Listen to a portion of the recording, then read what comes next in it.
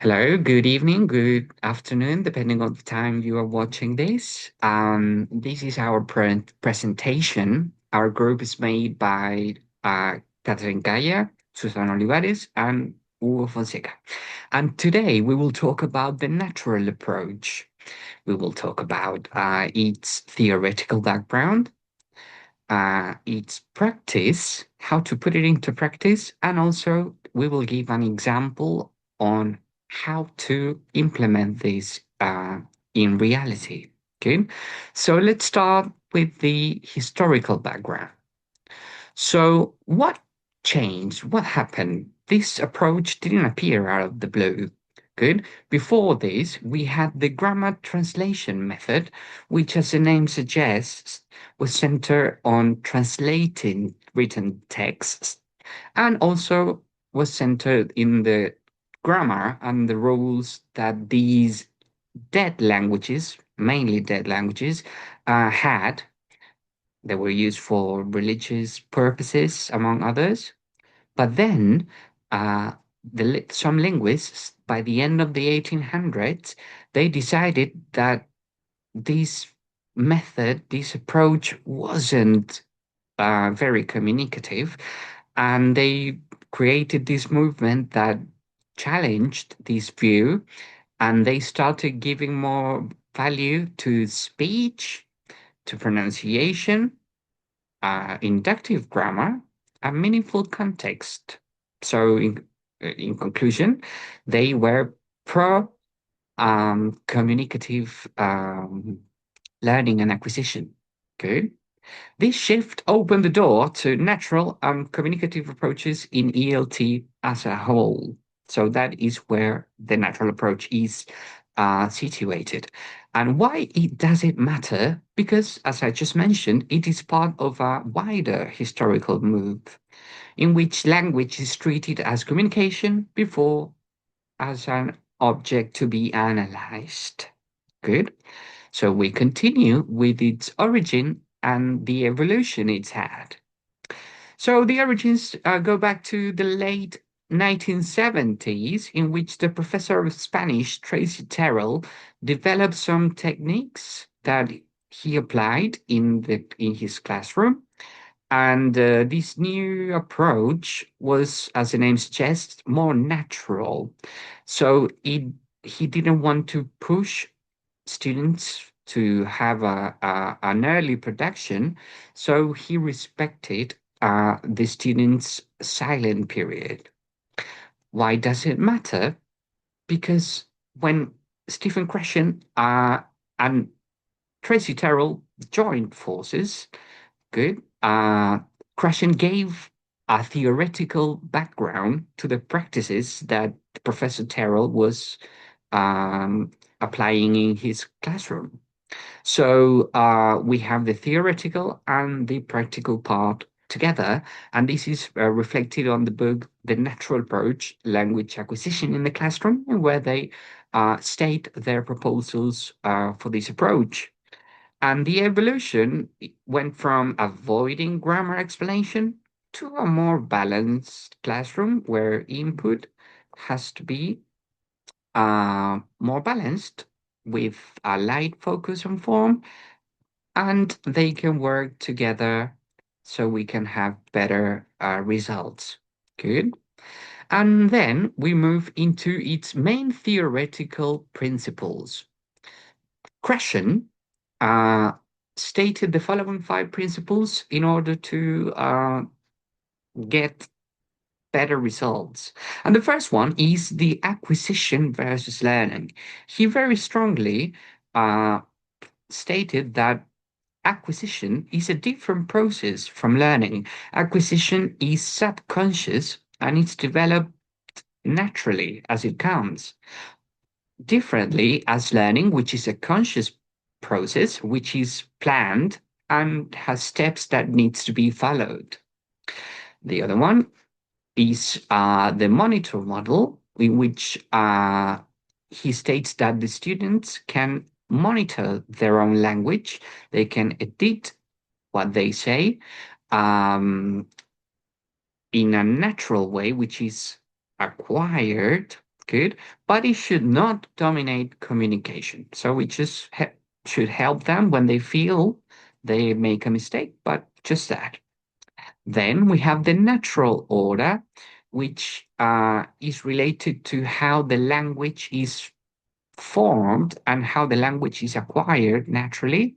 Good, which shouldn't follow an arbitrary syllabus, but it should look at the way that the language is developed naturally and follow that rhythm or that process into the acquisition of the language.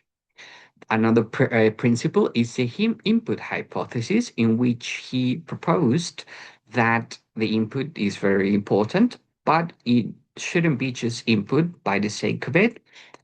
It should have a level of challenge for the students, and it should always be represented by this formula, I plus one, where one represents a bit higher level of expectation that the student already has, but it shouldn't be too much, where I plus three, for example, where the three is too much, too far away from their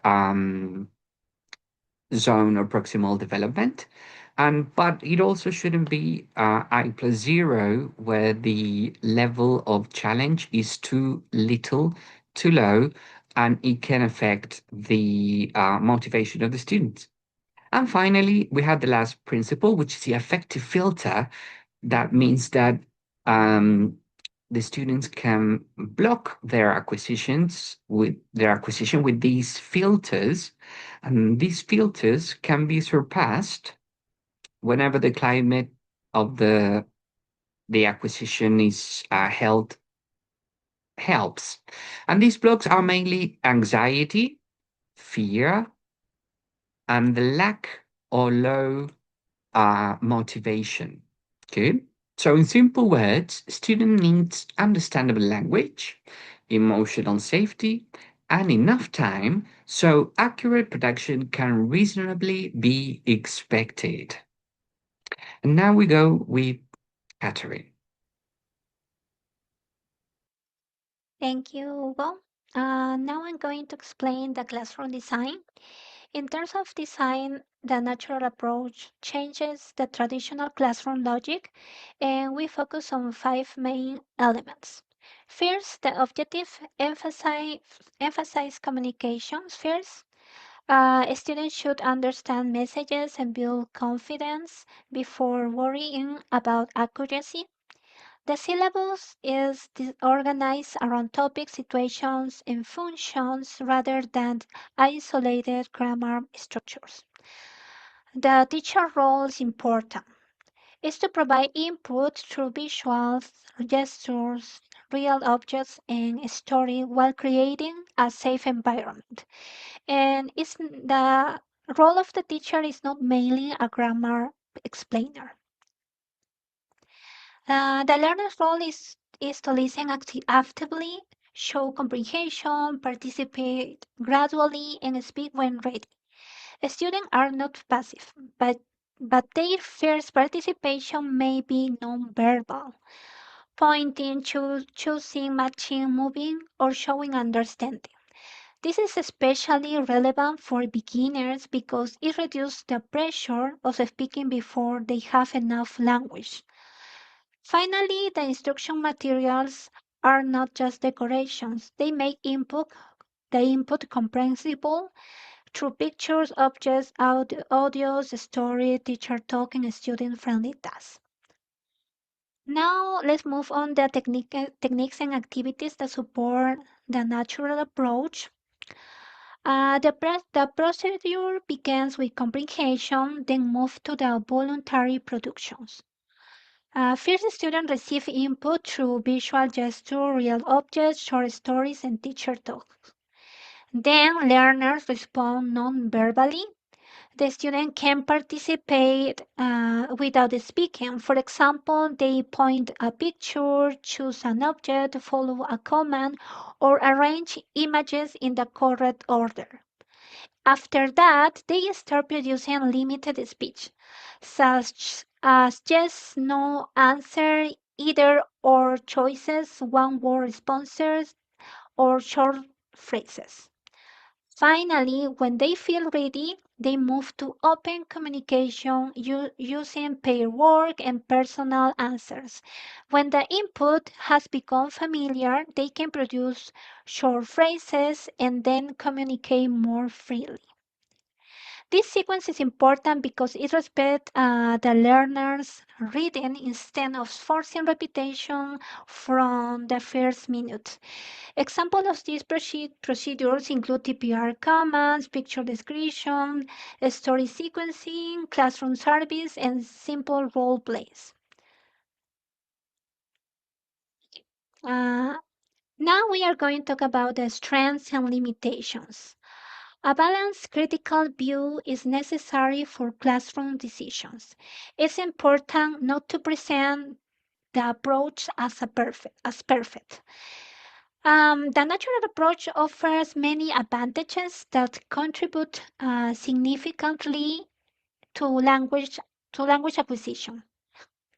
First, this approach provides learners a comprehensible input and meaningful communicative activities rather than productions or grammar.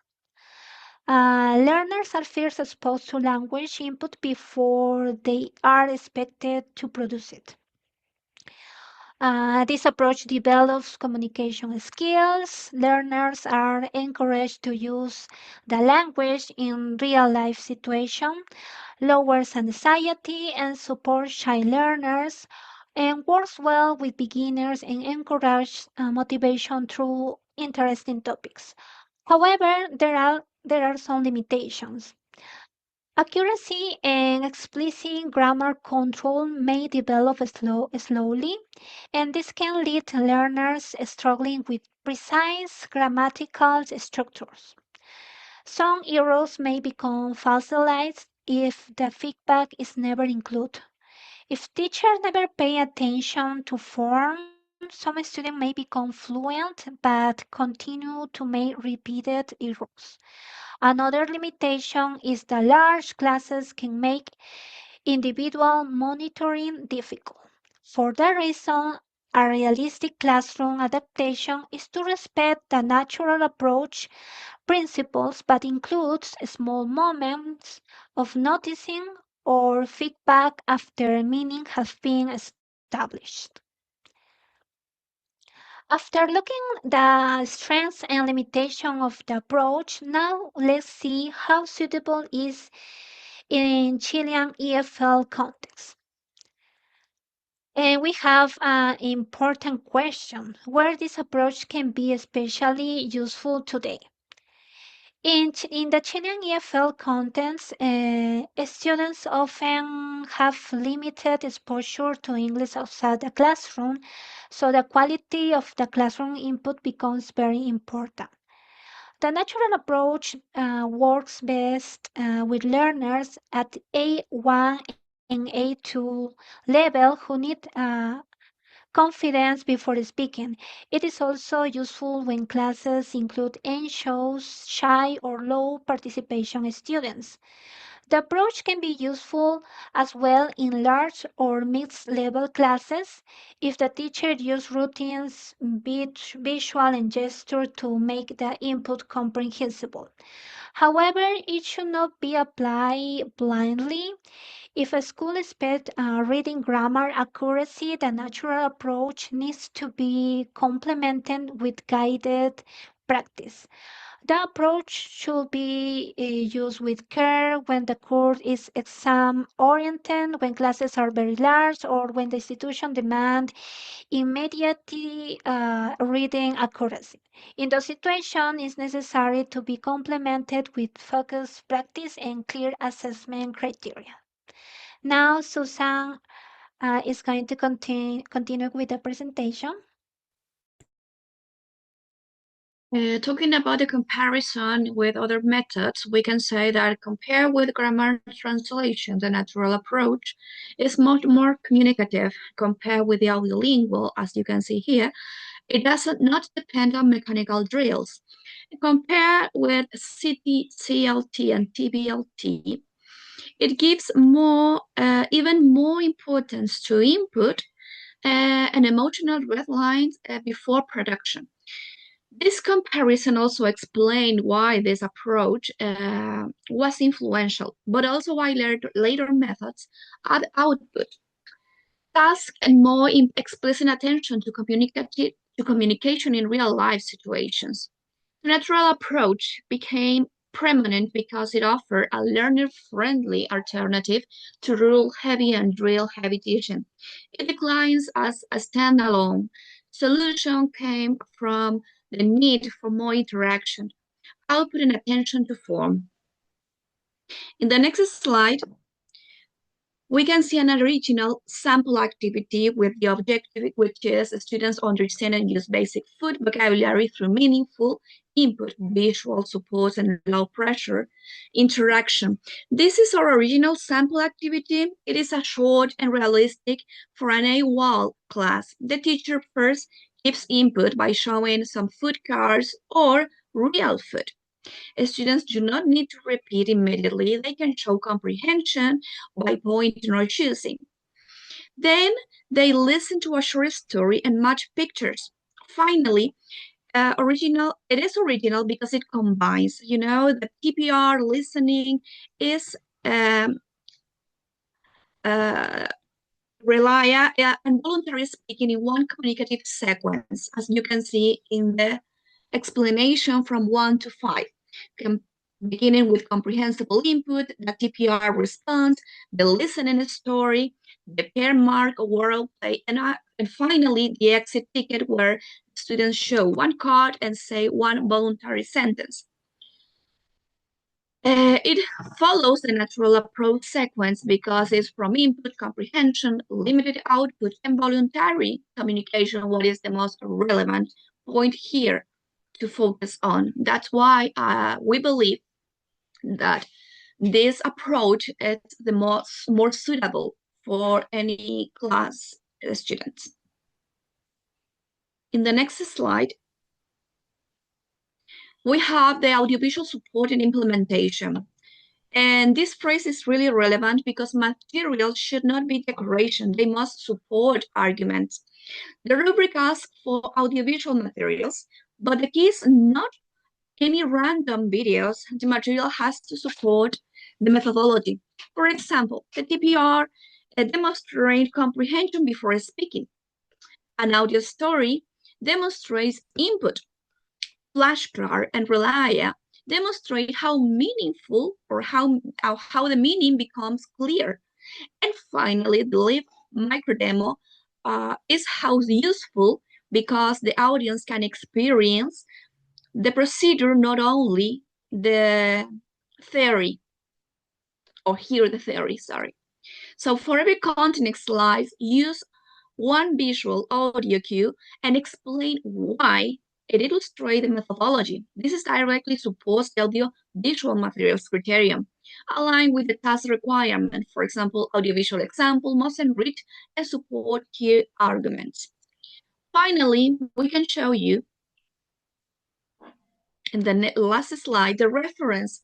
These are references used to support our presentation. The final should keep the APA 7 bibliography.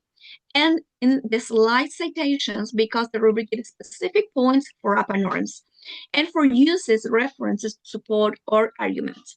So this was our presentation. Thanks a lot for the opportunity and the patience. Thank you. Thank you very much.